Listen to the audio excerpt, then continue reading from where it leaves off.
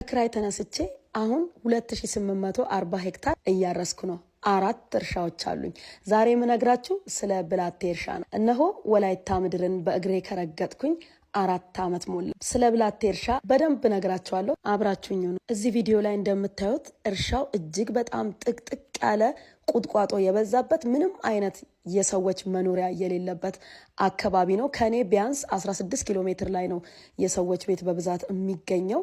ግን ገና እንዳየሁት በጣም አስፈሪ ጫካ ነው። እንደምለውጠው እንደምቀይረው በጣም እርግጠኛ ነበርኩኝ። ምንጣሮ ጀመርኩኝ። ምንጣሮ ከጀመርኩ በኋላ በጣም ብዙ ጓደኞቼ ላሳያቸው ሞክሬ ነበር። ፈሩት። እንዴ በረከት፣ ይሄ ቦታ ደፈጣ ልትይዥበት ነው ምሽግ ነው ወይ ምናምን እያሉ ይቀልዱብኝ ነበረ። ከ4 ወር በኋላ ግን በጣም ሙሉ ለሙሉ ተቀይሮ መዝራት ጀመርን። ግን አንድ አስደንጋጭ ነገር ተከሰተ። ካጠገባችን ያለችው ብሳሬ የምትባለው ወንዝ ሙሉ ለሙሉ ደረቀች። ለኔ በጣም አስደንጋጭ ነው። ምክንያቱም መሬቱን ስወስደው መስከረም ላይ ስለነበረ ወንዙ ሙሉ ነው። ልክ ደግሞ ከ4 ወር በኋላ ሙሉ ለሙሉ ደረቀ። አንድ መፍትሄ መፈለግ ነበረብኝ። 16 ኪሎ ሜትር ከብላቴ ወደ ብሳሬ ውሃ መጥለፍ። ከ16 ቀን በላይ ጫካ አድረን ውሃው ብሳሬ ደረሰ። እርሻችንን ማዳን ማጠጣት ቻልን። ቀጥሎ ግን ዘላቂ መፍትሄ ፈለግን።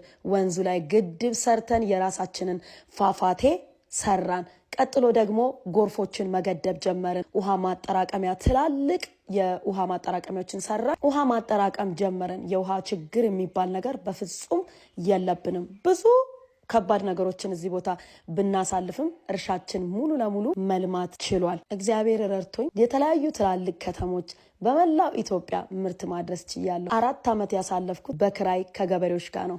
አሁን ግን እንደነገርኳችሁ 2840 ሄክታር ማረስ ችያለሁ። ለብዙ ወጣት ኢትዮጵያውያን የስራ በር መክፈት ችያለሁ። ወዳጆቼ፣ ህይወት እስካለ ድረስ መውደቅ መነሳት አለ።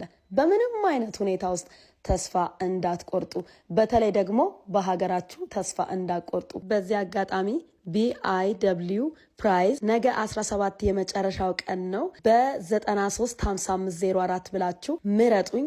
ይሄንን ሽልማት ሙሉ ለሙሉ ለአካል ጉዳተኞች፣ ከቤታቸው መውጣት ላልቻሉ እናቶች፣ ለወጣቶች አውለዋለሁ። አመሰግናለሁ።